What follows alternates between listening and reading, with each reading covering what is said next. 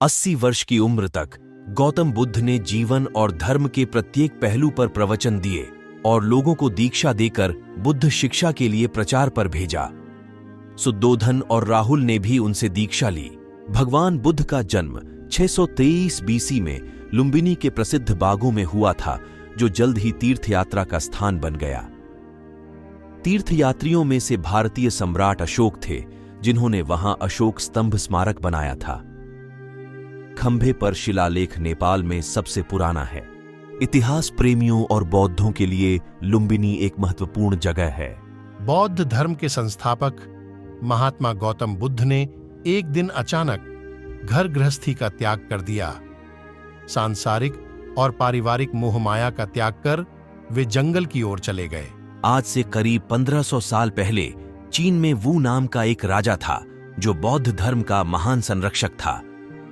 उसका बड़ा मन था कि भारत से कोई बौद्ध शिक्षक चीन आए और बौद्ध धर्म के संदेशों का प्रचार प्रसार करे। इसके लिए उसने भरपूर तैयारियां भी की।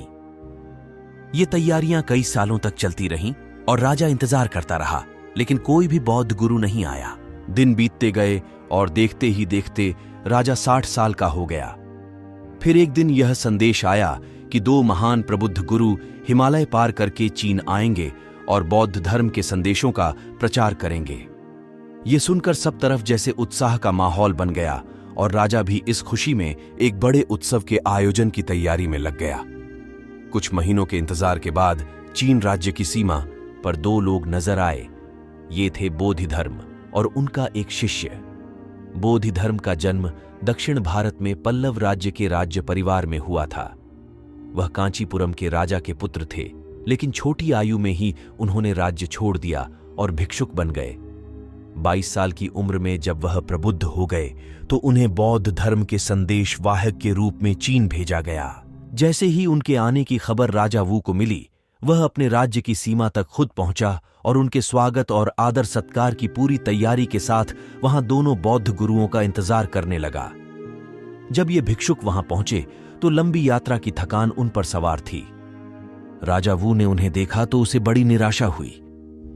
दरअसल उसे बताया गया था कि उन दोनों में से एक बहुत बड्ढे ज्ञानी है और इसलिए वह उनकी प्रतीक्षा कर रहा था। लेकिन यह तो महज 22 साल का एक लड़का निकला। दूसरी तरफ पर्वतों में महीनों की लंबी यात्रा से थके हुए बोधि धर्म भी राजा पर अपना कुछ खास प्रभाव नहीं छोड़ पाए। खैर, राजा निराश तो बहुत हुआ, लेकिन उसने किसी तरह अपनी निराशा को छिपाया और दोनों भिक्षुकों का स्वागत किया। उसने उन्हें अपने शिविर में बुलाया और उन्हें बैठने का स्थान देकर उनके भोजन की व्यवस्था की। इसी बीच जैसे ही उसे सवाल पूछने का मौका मिला, उसने बोधि धर्म से कहा, क्या मैं आपसे एक प्रश्न कर सकता हूं? आगे का कहानी नेक्स्ट वीडियो में जानने के लिए मिलेगा।